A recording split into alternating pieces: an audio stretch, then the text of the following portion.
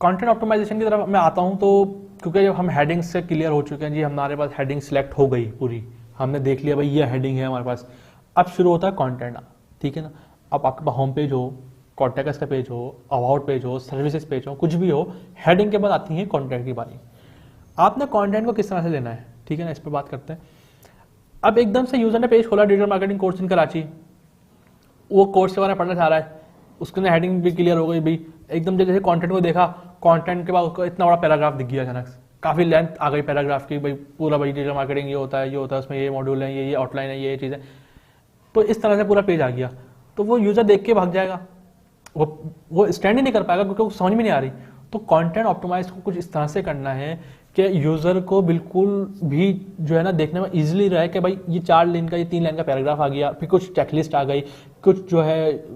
Icons आ गए, कुछ जो है बुलेट्स पॉइंट आ गए, कुछ लिस्ट बना दिया आपने, कुछ टेबल बना दिया, ये जो भी चीज़ें होती हैं इन सबको यूज़ करना है आपने कंटेंट ऑप्टिमाइजेशन के अंदर। क्या है, टेबल पढ़ा है, बचपन से पढ़ते हुए आ रहे हैं, टेबल बना लें, लिस्ट बना लें, कोई जो है बुलेट पॉइंट यूज़ कर लें, कुछ आइकन्स अच्छे से लगा लें, ये सब चीज़ें कंटेंट ऑप्टिमाइजेशन में आ रही हैं। ठीक है ना। ऐसा नहीं होना चाहिए कि आप किसी राइटर को दे रहे हैं कुछ कंटेंट लिखने के लिए, तो वो एकदम से आपको 1000 वर्ड्स का 500 वर्ड्स का एक ही पैराग्राफ बना के दे दे जिसको देख के आपको डर लग जाए, ऐसा नहीं होना चाहिए। फिर पूरा एक प्रॉपर होना चाहिए जिसमें आप जो है ना बोल्ड भी यूज़ करें, इटैलिक भी करें, जा करना है कुछ वर्ड्स को अंडरलाइन करें, फिर उसमें हेडिंग यूज़ करें, H2 यूज़ करें, H3 यूज़ करें, फिर दोबारा H2 यूज़ करें। इस तरह से एक कंटेंट को पूरा मैच्योर तरीके से ऑप्टिमाइज़ करें कि यूज़र को समझ में भी आए जो वो चीज़ लेने आया है। कहीं बटन की ज़रूरत आती है,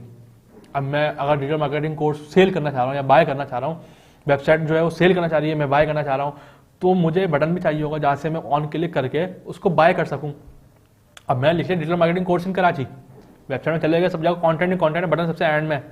तो मैं हो सकता है कि उससे पहले जो है ना कहीं दूसरी वेबसाइट में चले जाऊँ, वहाँ पर मुझे बटन दिख जाए, CTA जो है टॉप पे दिख जाए। तो जब बात आएगी कंटेंट ऑप्टिमाइजेशन की, टाइटल से फ्री होगा आप, आपने कंटेंट को इस तरह से मैनेज करना है, इस तरह से चीज़ें लगानी ऐड करनी है, उसमें बटन हो गया, बुलेट्स पॉइंट, एवरीथिंग जो भी बताइए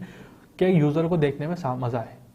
ठीक है ना। और जो मोबाइल पे भी चीज़ जाए तो वहाँ पर भी एक चीज़ दिखे, हाँ ये मतलब बिल्कुल प्रॉपर वे में चीज़ आई है, नहीं कि टेबल आगे पीछे हो रहा है या फिर बुलेट्स पॉइंट आपने लिखा है तो वो कुछ अनमैनेज तरीके से मोबाइल पे शो हो रहा है, तो ये चीज़ जो है ना लैक करेगी एसईओ।